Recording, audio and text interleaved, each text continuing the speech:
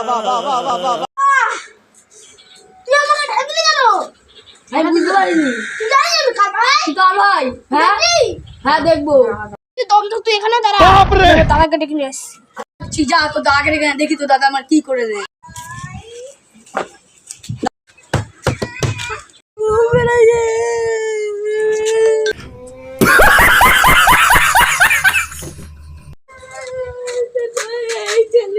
বাইগান